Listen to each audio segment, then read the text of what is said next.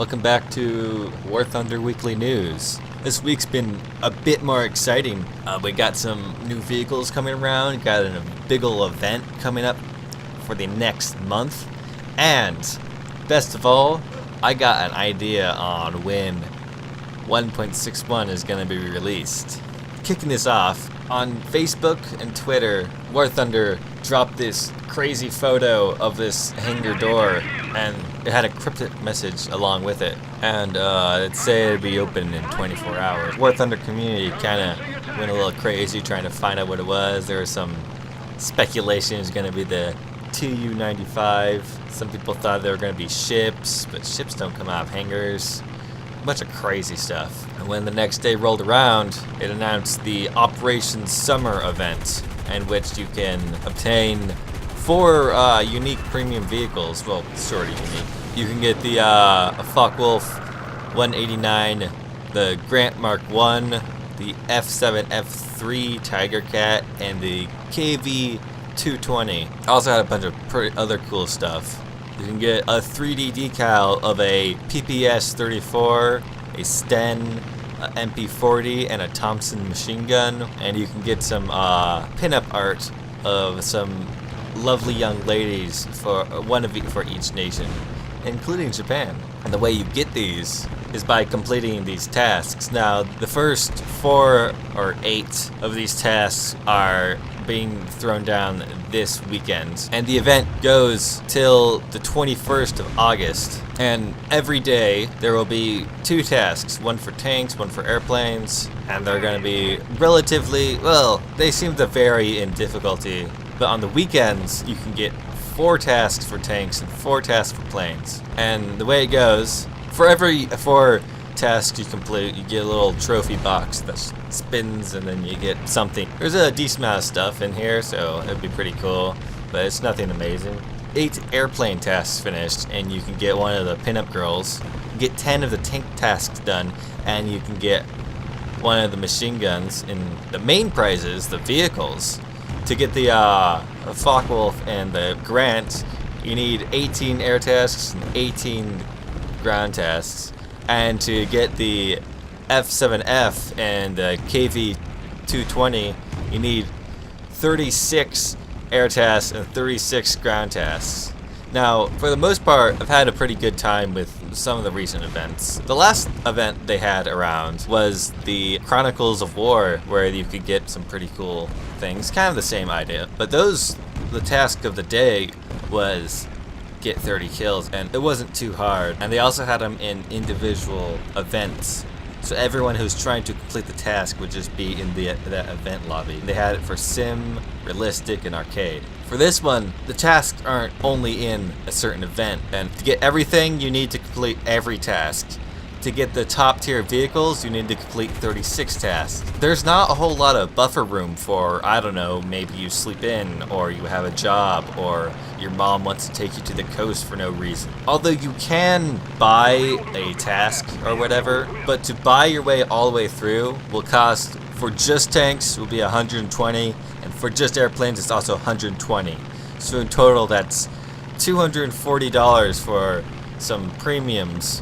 Only one of which is tier 4, the F7F. Some people are kind of annoyed, not as much as other events. I am, because I suck, but that's just my own problem. But what we can say about this, though, is just like the Chronicles of War event, at the end of that, the update came out. So I'm going to say at the end of this one, the update is going to come out, because that's within the regular span of time it takes for a patch to come out. And let me tell you, there's going to be some pretty interesting things for 1.61. First off, some crazy speculation. In an unofficial Russian War Thunder blog, a photo of a German T-55 showed up with the War Thunder logo and everything, as if it was getting ready for a dev blog or whatever.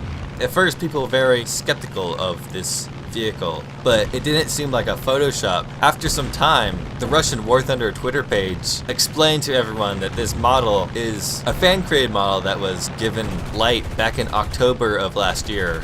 The interesting part, though, was that the model that was made by this fan was a Polish T-55, and the one in the photo is a German T-55 with a slightly different paint camo. It's possible it was just touched up by somebody else, or it's going to be implemented in the game as a new top tier tank for the German tree. After that, we got some dev blogs that came out this week, only about 3 of them. Some pretty cool things that fans have been waiting for. First off, the P47N, the new P47 will be in the standard tech tree. If this thing performs anything like the M, it's going to be a monster. Besides that, I don't know much about P47s, nor am I that good in them.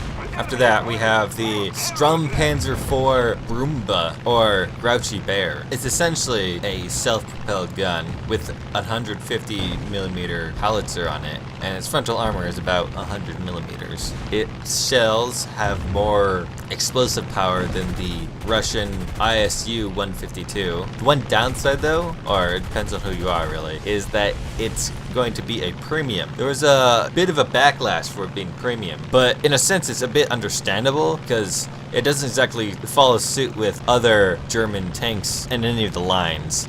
After that, something that people have been excited for, the M60A1.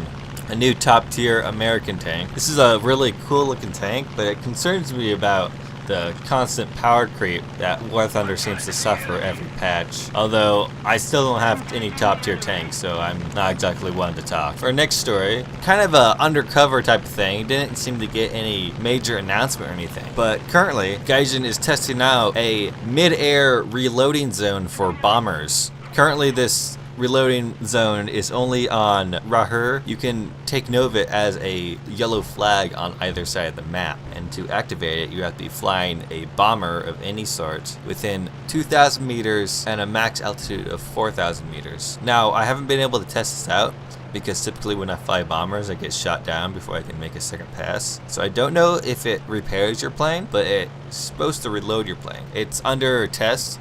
I'm hoping that it gets spread to other levels because I really like this idea. Keeps bombers in the game so they don't have to land and be a experience pinata. For our last story, not very significant, just a visual change on bonuses and rewards. Instead of boring words and whatnot, they now change it to emblems to tell you why your plane is getting what reward bonus. That's just about all the news that I have gathered throughout this week. For upcoming weeks, I'm going to be making short videos on the day of announcement of new vehicles or any large changes or events. And the weekly news may be a bit of a overview, but I guarantee you there will be every Saturday or Sunday a new news video. So thanks for tuning in. Remember to hit the like button if you enjoyed this. Dislike if you did not enjoy it or just don't like me. If you want to discuss any of the stories I brought up, or if you spotted something that I missed,